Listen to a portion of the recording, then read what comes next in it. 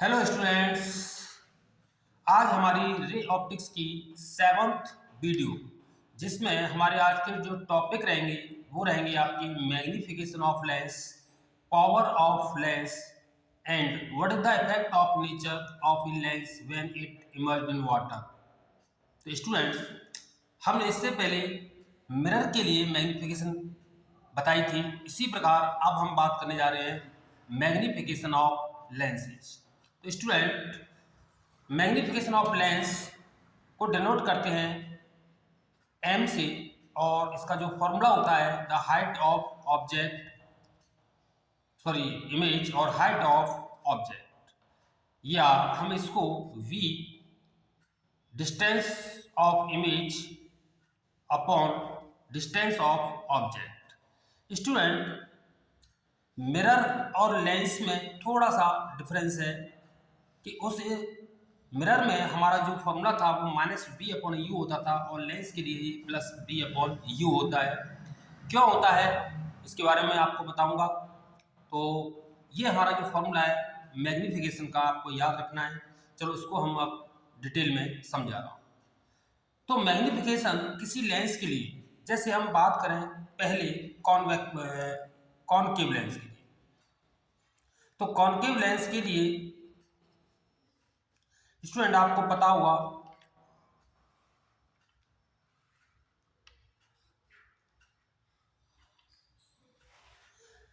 कि concave lens में object कहीं भी रखा हो तो उसकी जो इमेज बनती है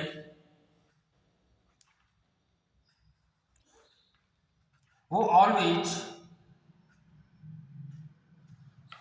ऑब्जेक्ट से छोटी होती है। ठीक है स्टूडेंट।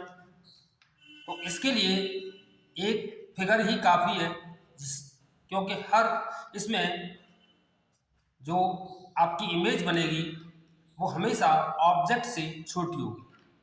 तो इसका मतलब ये हुआ कि इस और दोनों एक ही साइड में होंगे, इरेक्ट होंगे। ठीक है ना। तो इसकी जो अगर हम बात करें मैग्निफिकेशन की, तो स्टूडेंट आप बता सकते हैं, तो कॉनकेव लेंस के लिए जो मैग्निफिकेशन है ऑलवेज पॉजिटिव होगी और एक से छोटी होगी, क्योंकि यहाँ पर जो हाइट है इमेज की वो हमेशा ऑब्जेक्ट से छोटी है। तो इस केस में एम जो है इसका पॉजिटिव होगा और एक से छोटा और जीरो से बड़ा रहेगा। तो ये थी हमारी कॉनकेव लेंस के लिए। और जो इमेज है इसकी नेचर के बारे में बात करें तो डिमिनिसेंट, और इसके बाद आपकी जो है वर्चुअल और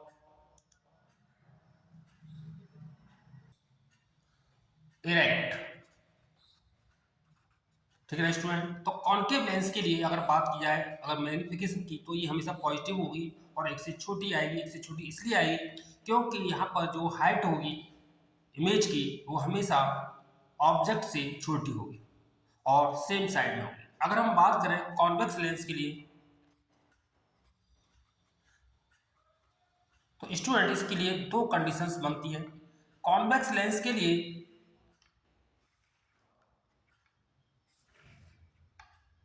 अगर हम फोकस से पहले अगर कोई ऑब्जेक्ट रखते हैं इनफाइनाइट तक, तो आपको ये पता होगा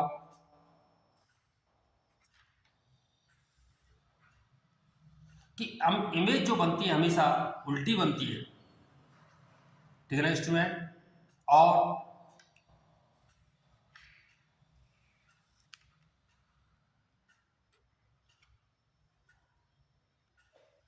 जो इसकी जो मैग्निफिकेशन होगी स्टूडेंट, आप देख सकते हैं कि जो हाइट ऑफ ऑब्जेक्ट और हाइट ऑफ इमेज ये इन्वर्टेड है। तो हमेशा मैंने आपको बताया था एक बार कि जब इन्वर्टेड है तो आपको यहाँ पर हाइट ऑफ इमेज नेगेटिव लेना है।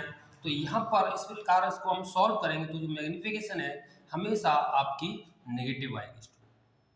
और ये एक के इक्वल भी हो सकती है, यानी एम बराबर एक भी हो सकती है, एक से छोटी भी हो सकती है और एक से बड़ी नेगेटिव।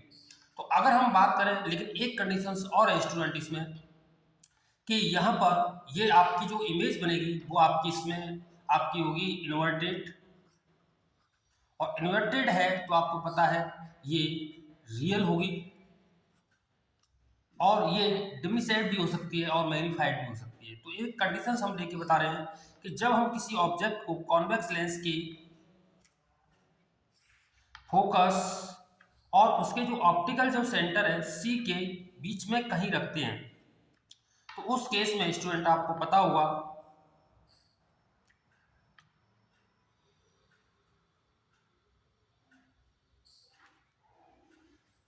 कि जो इमेज बनती है वो आपकी इरेक्ट होती है और ऑब्जेक्ट से काफ़ी बड़ी होती है।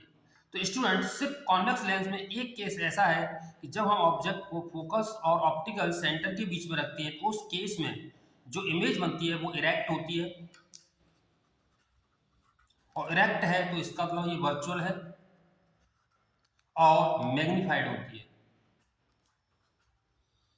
तो आपने देखा स्टूडेंट कि ये दोनों सेम साइड में है, तो इसके लिए जो मैग्नीफिकेशन है वो आपकी पॉजिटिव आएगी, क्योंकि H I upon H O दोनों एक ही साइड, ठीक है ना स्टूडेंट। और जो है एक से काफ़ी बड़ी होगी, क्योंकि यहाँ height of image H O से काफ़ी बड़ी है। तो स्टूडेंट ये थी हमारी मैग्नीफिकेशन ऑफ लेंस कॉनकेव और कॉन्वेक्स लेंस के लिए। स्टूडेंट अब हम बात करते हैं पावर ऑफ लेंस। तो स्टूडेंट्स पावर ऑफ लेंस जो डेफिनेशन है, the power of lens is measure to the convergence और diverge of the incident ray, यानी कोई लेंस किसी रेज को जो उस पर इंसिडेंट की जाती है कितना उसको डाइवर्ज करता है या कितना कन्वर्ज करता है। स्टूडेंट जो लेंस जितना कन्वर्ज या डाइवर्ज करेगा वो उसकी पावर उतनी ही ज़्यादा होगी। तो मैं इसे एक डायग्राम से समझाने की कोशिश कर रहा हूँ, स्टूडेंट ध्यान दें। जैसे मान लिया जाए हमारे पास कोई दो कॉन्वेक्स लेंस है, ठीक है स्टूडेंट, और मान लिया जाए कि हमने इस पर कोई एक पैरेलल लाइट इंसिडेंट की, और सपोज आपको पता है जब पैरेलल लाइट इंसिडेंट करते हैं तो वो लेंस के फोकस से होकर गुजरती है, ठीक है ना स्टूडेंट। तो यहाँ पर ये आपका फोकस पॉइंट, ये मान लिया जाए ऑप्टिकल सेंटर है आपका, और जो डिस्टेंस है वो कहलाती है आपकी फोकल लेंथ। मान लो कि ये फोकल लेंथ हमारी f1 है। तो स्टूडेंट यहाँ पर एक गौर करने वाली बात यह है कि जो अब हमने लाइट को इंसिडेंट किया तो इसका जो एक्चुअल जो डायरेक्शन था, तो ये जो लाइट है नीचे की ओर इतनी बेंड हुई किसी एंगल पर, मान लिया जाए कि ये एंगल डेल 1 है, ठीक है ना स्टूडेंट। यदि यही लेंस, अब हमें ये बताना है कि इसकी पावर ज़्यादा है या दूसरे लेंस की, तो इसके लिए मैं एक और फिगर बनाऊंगा और साइज में थोड़ा सा इससे बड़ा। तो स्टूडेंट इसमें भी हमने क्या किया कि पैरेलल लाइट इंसिडेंट की, और मान लिया जाए कि ये लेंस के नज़दीक इन लाइट को फोकस कर देता है। तो यहाँ पर जो फोकल लेंथ है मान लिया जाए कि वो f2 है। तो स्टूडेंट आप थोड़ा ध्यान से देखें, तो जो एक्चुअल पाथ था इंसिडेंट रे का, और इसने जो नीचे की ओर जो बेंड हो गई या डेविएट हुई, तो इसमें जो एक एंगल बना डेल 2।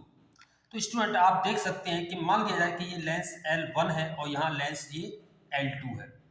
तो आपको यहाँ क्लियर दिखाई दे रहा होगा कि यहाँ पर जो एंगल डेल 2 है वो ग्रेटर देन है डेल 1 के, यानी इसका मतलब ये हुआ कि यहाँ पर एक चीज़ और देखा जाए कि यहाँ पर f1 यानी जो f1 फोकल लेंथ है वो ग्रेटर देन है f2 से। तो इसका मतलब ये है कि यहाँ पर जो लेंस L2 है इसने रेज को सबसे ज़्यादा डिविएट किया कंपेयर टू L1, तो इसने ज़्यादा बेंड किया, तो इसका मतलब ये हुआ कि इसकी पावर ज़्यादा है। तो यही इसकी डेफिनेशन लिखी थी कि the power of lens is measure of the converge और diverge of the incident ray, कि जो लेंस जितना ज़्यादा अधिक मुड़ेगा लेंस की तरफ, यानी जिसकी फोकल लेंथ जितनी कम होगी उस लेंस की पावर ज़्यादा होगी। तो स्टूडेंट आप बता सकते हैं कि फोकल लेंथ यहाँ पर f2 कम है, तो इसका मतलब ये है कि मान लिया कि इस पहले लेंस की पावर P1 और इसकी पावर P2 है, तो आपको यहाँ पता चल गया कि जो पावर है P2 वो किसकी ज़्यादा होगी, P1 की। तो इससे ये निष्कर्ष निकला कि पावर फोकल लेंथ के इनवर्सली प्रोपोर्शनल होती है। इट मीन्स इसकी जो डेफिनेशन हो सकती है तो यहाँ लिखेंगे the power of lens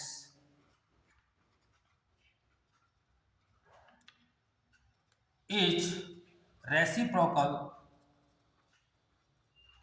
of focal length. ठीक है ना student, it means power P से डिनोट करते हैं तो P is equal to 1/f। Student ध्यान रखना, यहाँ फोकल लेंथ को हमें मीटर में मेजर करना है, न कि सेंटीमीटर। और इस केस में इस पावर की जो यूनिट होती है स्टूडेंट वो होती है डायोप्टर,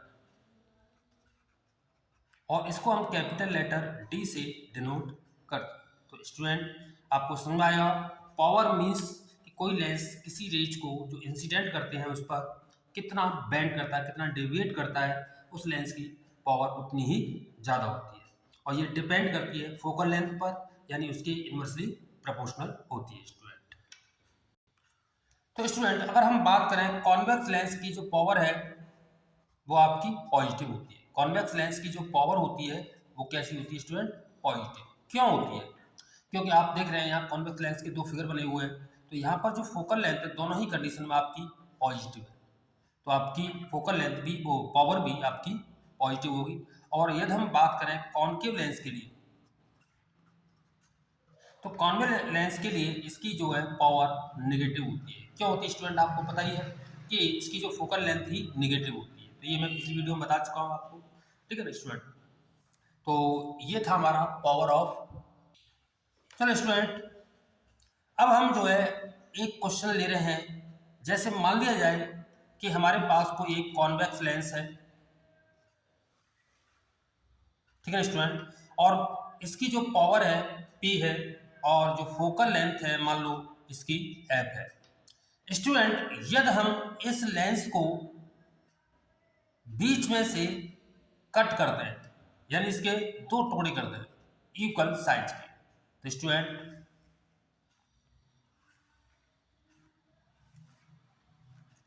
आपसे पूछा जाए कि अब इनकी फोकल लेंथ पर क्या इफेक्ट पड़ेगा, पावर पर क्या इफेक्ट पड़ेगा यदि हम किसी लेंस को बीच में से कट कर दें। तो स्टूडेंट चलो हम इसको बात प्रूव करके बता रहा हूं मैं, कि मान लिया जाए कि अब इसके बाद दोनों की जो पावर है, फोकल लेंथ है, वो तो सेम होगी स्टूडेंट। तो ये मान लो कैपिटल F और दूसरे की भी कैपिटल F है स्टूडेंट। तो अब अगर हम बात करें पावर की, तो पावर दोनों लेंस के लिए मान लो इस लेंस की P1 और इसकी P2, तो क्या हो जाएगी टोटल P1 प्लस P2 जो P के इक्वल। ठीक है ना स्टूडेंट, क्योंकि इसी के दो टुकड़े किए। अब हम ये जानते हैं कि जो पावर है, पहले जो लेंस था जब बिना काटे हुए, तो वो 1/f by the definition of power of lens. Similarly अगर हम बात करें पहले लेंस की, तो इसकी पावर हो जाएगी आपकी 1/f और इसकी भी 1/f। अगर हम इनको सॉल्व करेंगे तो ये आपका आएगा 2/f। तो इट मीन्स जो फोकल लेंथ होगी यानी f इज इक्वल टू आपका आएगा 2f, यानी पहले जो फोकल लेंथ थी आपकी f उसकी जस्ट डबल, तो यानी हर टुकड़े की जो पावर हो जाएगी वो 2f, पहले से डबल। ठीक है ना। अगर हम बात करें अब इस एक टुकड़े की पावर की, तो स्टूडेंट अब पावर आएगी जैसे P1 आपको निकालना है इस लेंस की पावर, तो आपको पता है इसका फॉर्मूला होता है 1/, फोकल लेंथ, और फोकल लेंथ है इसकी 2f।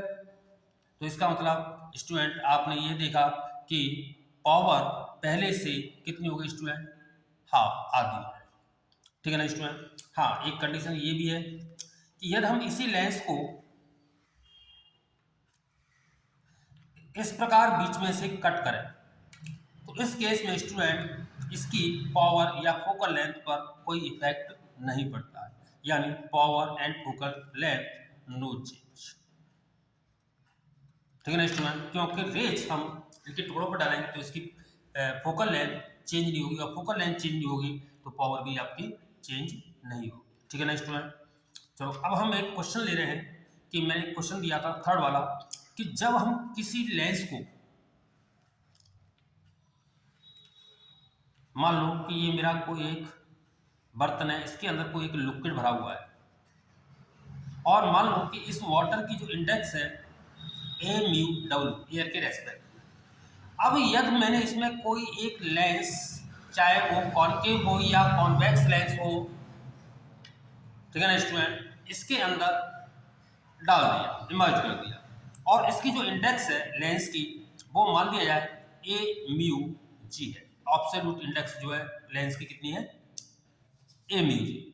अब मेरा क्वेश्चन यही है कि अगर हम इस लेंस को किसी वाटर में डाल दें जिसकी इंडेक्स हमें गिवन है, तो what is the effect of nature of lens, यानी उस लेंस की नेचर पर क्या प्रभाव पड़ेगा जब हम इसको इसमें डाल देंगे। तो इसके 3 केस होंगे स्टूडेंट, आपको ध्यान से देखना है, तो आपको याद रखना है। तो स्टूडेंट पहला केस कि ये डिपेंड करता है इंडेक्स पर। अगर पहला केस ये है कि ए म्यू डब्ल्यू अगर ए म्यू जी के इक्वल है, तो उस केस में स्टूडेंट क्या हुआ कि ये जो लेंस है वाटर में एक प्लेन गिलास की तरह बिहेव करेगा।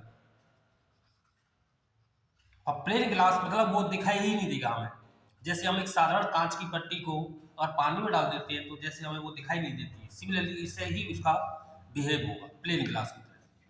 और प्लेन गिलास की आपको पता है स्टूडेंट, फोकल लेंथ जो होती है वो आपकी इनफाइनाइट होती है, तो पावर स्टूडेंट क्या होगी, P is equal to 1/f, यानी 0 हो जाएगी, 0 डायोप्टर, ठीक है ना स्टूडेंट।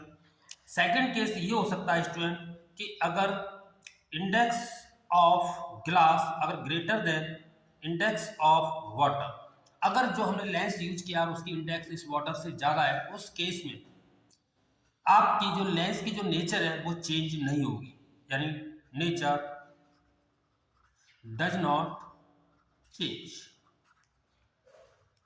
इट मीन्स अगर हमने कॉन्वेक्स लेंस डाला है तो कॉन्वेक्स ही दिखाई देगा, और अगर वो जो है कॉन्केव है तो कॉन्केव ही दिखाई देगा, ठीक है ना स्टूडेंट। तीसरी कंडीशन ये होती है कि यदि ग्लास की index is less than water, यानी वाटर से इसकी कम है, तो इस केस में स्टूडेंट नेचर आपकी चेंज हो जाएगी, नेचर चेंज। इट मीन्स अगर वो कॉन्वेक्स है तो कॉन्केव दिखाई देगा, और अगर कॉन्केव है तो आपका कॉन्वेक्स दिखाई देगा। तो इस प्रकार स्टूडेंट आपको ये समझ में आ गया होगा कि ये जो है पावर क्या होती है। एक बार मैं बता देता हूँ कि पावर का मतलब होता है कि कोई लेंस किसी रेज को कितना डेविएट यानी कितना बेंड करता है अपनी प्रिंसिपल फोकस की तरफ। जिसकी फोकल लेंथ जितनी कम होगी उसकी पावर उतनी ही ज़्यादा होगी। तो स्टूडेंट आज के हमारी जो वीडियो में था magnification of lens, power of lens और इससे रिलेटेड कुछ क्वेश्चंस, ठीक है स्टूडेंट। तो अब हम अगली जो हमारी जो वीडियो आएगी, अब हमारा 12th का जो एक डेरिवेशन है refraction of a surface by a lens, lens के किसी एक सरफेस पर जो रिफ्रैक्शन का फॉर्मूला है वो हम ड्राइव करेंगे। तो यह वीडियो आपको अच्छा लगा लाइक करें, शेयर करें और सब्सक्राइब करें। थैंक्स।